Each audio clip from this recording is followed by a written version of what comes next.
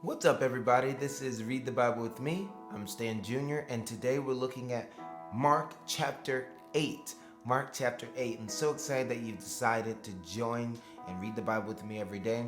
This is only possible by the generous donations of my patrons.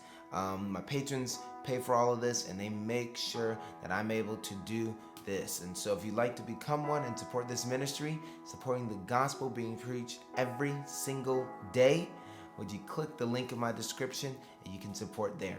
So now let's look at chapter 8. It says, in those days when again a great crowd had gathered and they had nothing to eat, he called his disciples to him and said to them, I have compassion on the crowd, because they have been with me now for 3 days and have nothing to eat. And if I send them away hungry to their homes, they will faint on the way. And some of them have come from far away. And his disciples answered him, how can one feed these people with bread here in this desolate place? And he asked them, how many loaves do you have? And they said, 7. And he directed the crowd to sit down on the ground, and he took the 7 loaves, and having given thanks, he broke them and gave them to his disciples to set before the people, and they set them before the crowd. And they had a few small fish, and having blessed them, he said that these also should be set before them. And they ate, and they were satisfied. And they took up the broken pieces left over, 7 baskets full. And there were about 4,000 people, and he sent them away. And immediately he got into the boat with his disciples and went into the district, of Dalamanutha. And the Pharisees came and began to argue with him, seeking from him a sign from heaven to test him. And he sighed deeply in his spirit and said, why does this generation seek a sign?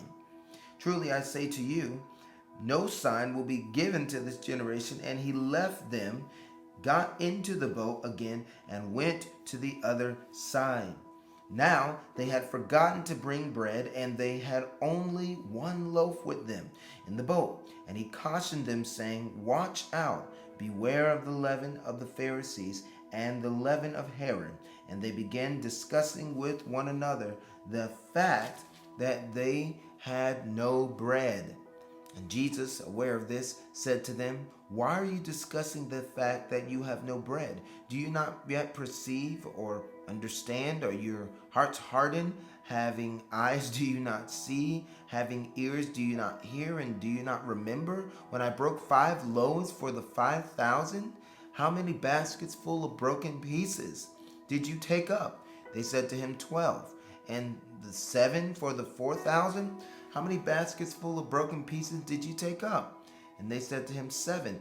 And he said to them, do you not yet understand? And they came to Bethsaida. And some people brought him a blind man and begged him to touch him.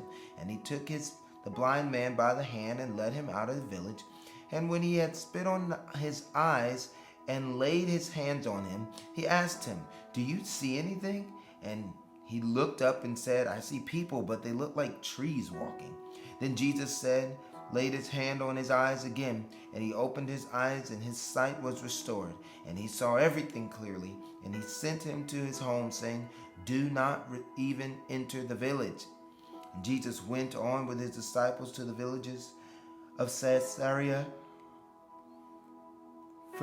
Philippi, and on the way he asked his disciples, who do people say that I am?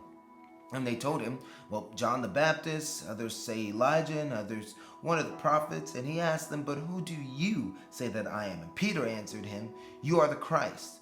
And he strictly charged them to tell no one about him. Verse 31. And he began to teach them that the Son of Man must suffer many things, and be rejected by the elders and the chief priests and the scribes, and be killed, and after 3 days rise again. And he said this plainly, and Peter took him aside and began to rebuke him. But turning and seeing his disciples, he rebuked Peter and said, get behind me, Satan, For you are not setting your mind on things of God, but on things of man. And calling the crowd to him with his disciples, he said to them, if anyone would come after me, let him deny himself and take up his cross and follow me.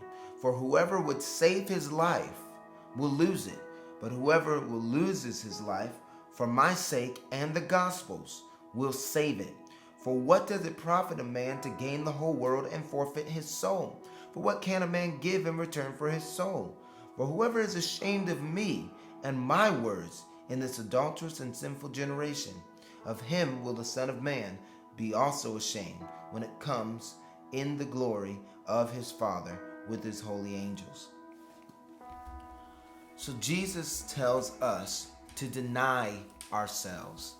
Now, first glance, you might think, is Jesus telling me I can't be who I am?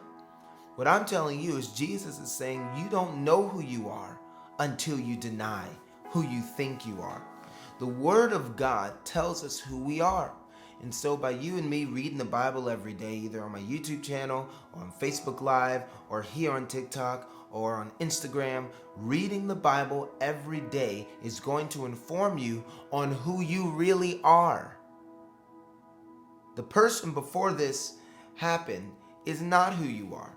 What you feel is not who you are. You are not a feeling. You are more than that. And Jesus is telling you to deny those feelings that may deceive you to thinking who you think you are. But learn the Word of God. Read the Word of God every day, and you will discover who you are, and you will have no problem denying who you think you are.